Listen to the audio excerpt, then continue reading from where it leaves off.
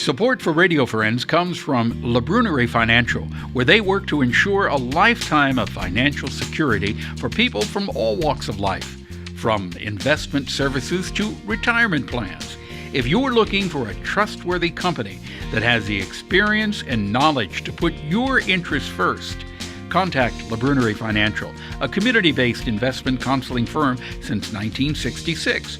Learn more at labrunerie.com or by calling 573-449-5313.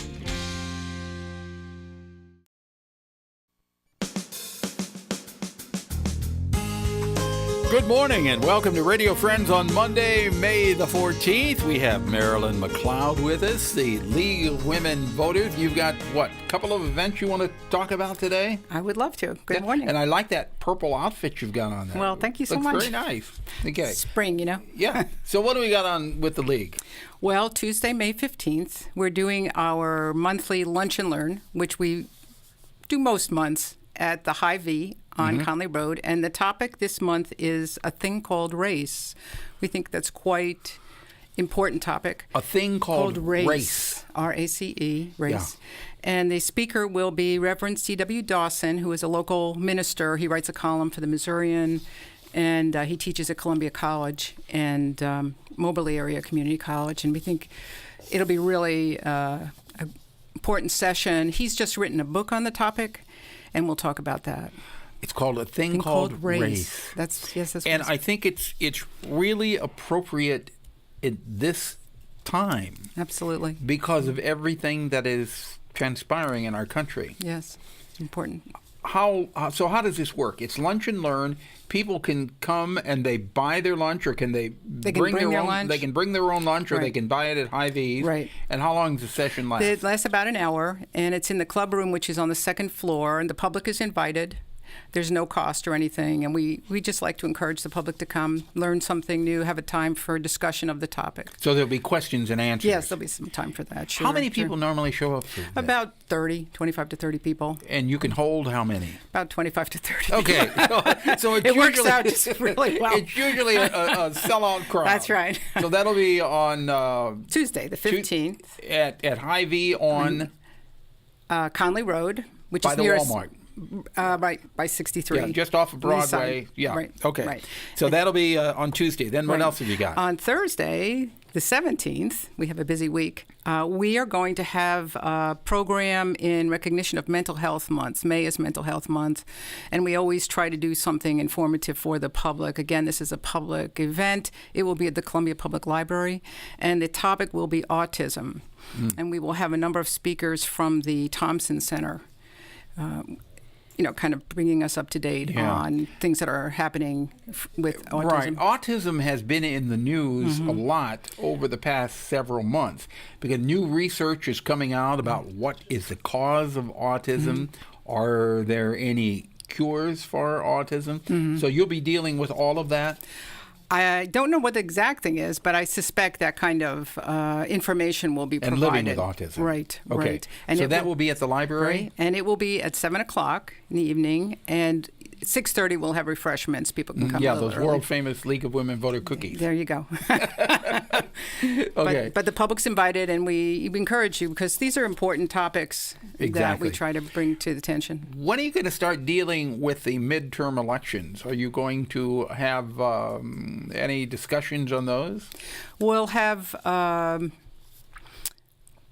We will have a forum in July for the August ballot. The August ballot is a primary, but the way it's shaping up, we probably won't have too many. We usually like to have clear opponents. Otherwise, it's one-sided. Right. So that one we have will to wait and see. Yeah, Okay. right. But then for the fall, for the November election, we'll have a much more intense. Right. Okay. All right, MARILYN McLEOD, thank you so much for coming by, the League of Women Voters. And if you want more information on any of this, they've got a website. It's www.lwvcbc. That's CBC. So you got to put in CBC, and that'll get you the local version, ORG. So it's lwvcbc.org, and you'll find all the information you need about what the Columbia League of Women Voters are about. All right? Now, We're going to talk about the Missouri River Regional Library, and I've got Eric LYON and COURTNEY WATERS with us. Good to have both of you. Great to be here. You're here to tell us about the summer reading program, right? It's that time again. Okay, tell us about it. Seems like every public library has a summer reading program, and we're no different at Missouri River Regional Library. We have clubs for all age groups, everyone from children to teens to adults. I can only speak for the children's portion. Which, okay, because are you a child? I am a child, yes. Inside, yes.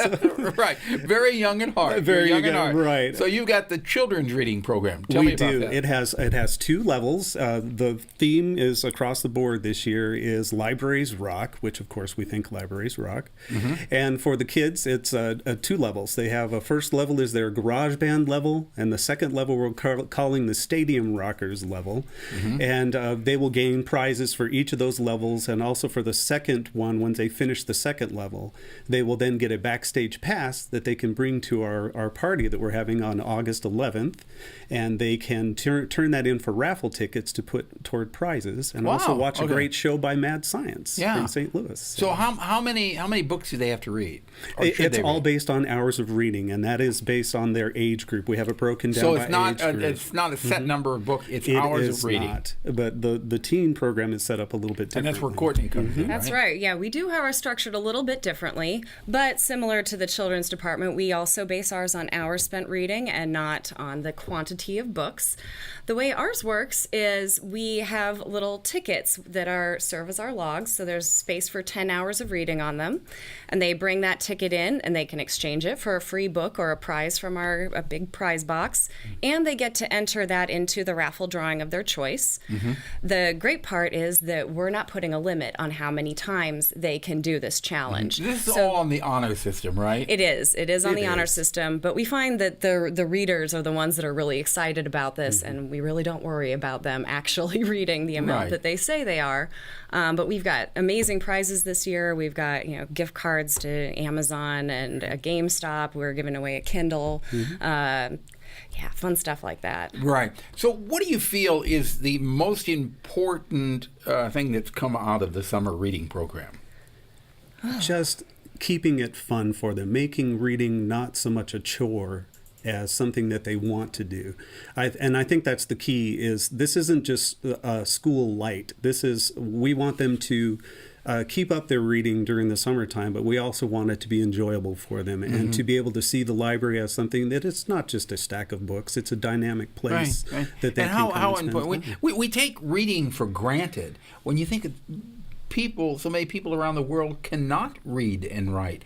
We can, and we take it for granted.